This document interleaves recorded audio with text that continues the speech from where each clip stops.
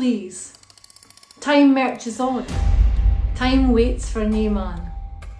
The clock is ticking on the world, and humanity is in the midst of a muckle reset, giving us the opportunity to change the why we care for the planet and the things that give us our unique sense of self.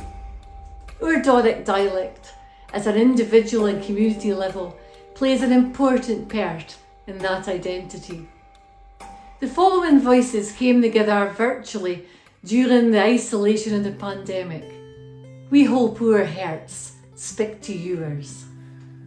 In days long past, the ground was worked with tuch, uncomplaining folk. Back then, the countryside was strewn with crafts and small farms. The folk nipped together and helped one another, and their speak was a rich, descriptive Doric. Doric echoed half a steden was as the grieve got out his orders. It was spoken around the kitchen table, and at night both the ballads were sung. The work was driven by the seasons, the weather, and a deep respect for the natural world. In winter there was neeps to poo and packs to plough, ploughing so man and horse in perfect harmony. Springtime was about getting the seed corn sown. In summer there was neeps to hew and hay to mark, but it was September when the corn was cut. It was then stucket afore being carted back to the steden to be bigged into rocks in the corn yard. And so the year come full circle. I was brought up in Peterhead. My folk were fisher folk. My mother worked at the Buchan in Findlater, and my dad was a cooper, making the barrels for a herring.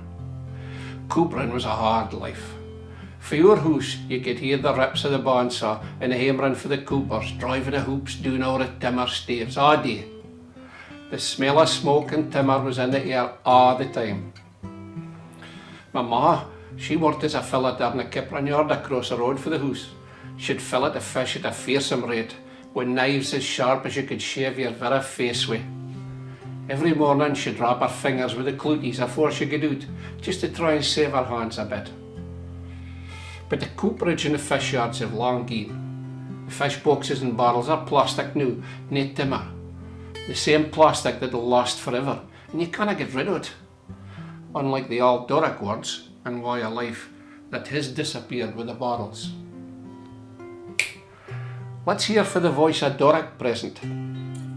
The echoes of the past remind us that we stand deep-rooted and tied with the heartstrings of this place we call home. And maybe there's a lot we can learn for those hardy, braid-spicking, resilient folk that work at the land and the sea. But time doesn't stand still. The way we live has changed. Industries have transformed, and we communicate on Zoom, mobile phones and social media. And while the benefits of technology are money, we need to be mindful that we dinna lose our humanity. Our Doric dialect is constantly evolving and adapting, and is still a feature of our everyday life. Nobody kens what lies ahead for our language, and mankind faces greater challenges of COVID, climate change, division, economic instability, intolerance, and war. But we plant seeds every day, and every thought, word and action impacting on our future, and there's nae time like the present to start changing our ways. Nature shows us that there is always hope, and we hope all things are possible.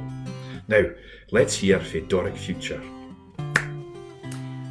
We're a part of a global family, and we need to put our arms around our world like never afore. Some folk might say, does it really matter if our Doric dialect fades away and language lost like the extinction of plants and beasties is just a fact of an ever-changing planet? But language, it carries our community's songs and stories, and if it's not treasured and recorded for future generations, part of who we are will vanish forever. Our Doric dialect, it's in our bleed, and it's our responsibility and privilege to pass on that pride and passion for our language to future generations. The voices of the past and present remind us that change is the only constant in life, and that a thing and our body is interconnected. It's time to stand together to save our language, our culture, and our fragile planet. It's up to us all.